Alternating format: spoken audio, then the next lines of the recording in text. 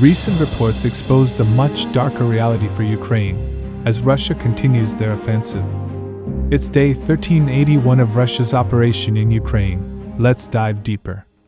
A recent report by the Ukrainian command, instead of proving the situation is under control, has done the opposite.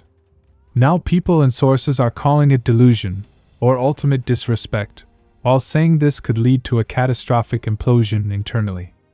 As you are very well aware that Russian armed forces are carrying out successful offensive operations on the entire front line. As a result, Ukraine has recently lost a couple of highly defended and important settlements, while many more are on the verge of being overrun. One of the best examples would be Pokrovsk city. As you know, it has already been a couple of weeks since Russian forces physically encircled Ukrainian forces in Maryinka pocket. To support this claim, we have seen many footage of Russian forces operating in this area. However, if we look at the recent updates shared by Ukrainian command, then you can clearly see that the situation depicted is much different. According to their map, Russian forces have barely entered southern Pokrovsk, and as you can see, encirclement is nowhere to be found. It's not a delay of a couple of days or weeks, but months.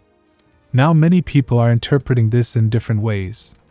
While some say this is done in order to maintain a specific narrative to the Western audience, and also keep the morale of their people high. But others suggest a much darker reality, where along the chain of command, someone might not be providing correct information to their higher-ups.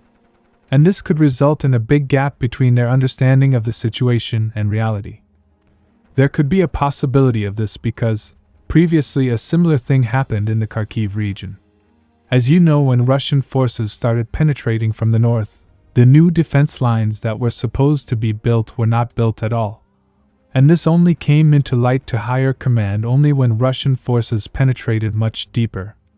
In addition to further suggest internal collapse, many sources recently reported that a MP suggested in the Ukrainian Rada to dismiss Ukraine's commander-in-chief because of recent failure in Pokrovsk. And to be fair, the Russian side sometimes also shows these signs, specifically when talking about the northern part of the front line. The Russian Ministry of Defense has many times reported a settlement to be prematurely captured. Many people thought this was the case when the Russian Ministry of Defense reported the capture of Vovchansk. However, this time reports were correct. Russian forces in the last couple of days have pushed Ukrainian forces from the city and taken the entire city under their control. However, the gap between report and reality is much smaller when compared to what Ukrainian command reports. Because of the difficult situation on the front line, there is a clear divide between what Ukraine wants at a political level and what they should be doing. If peace or ceasefire is not reached in a short period of time, they will have to make some important changes. Otherwise, at current Russian pace, the situation could be much worse.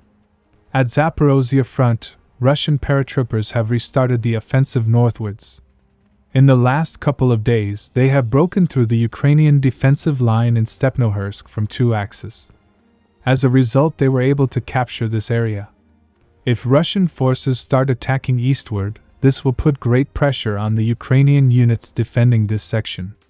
And with Russian forces already advancing from Velika-Novosilka front, Ukraine's southern front will be experiencing great pressure.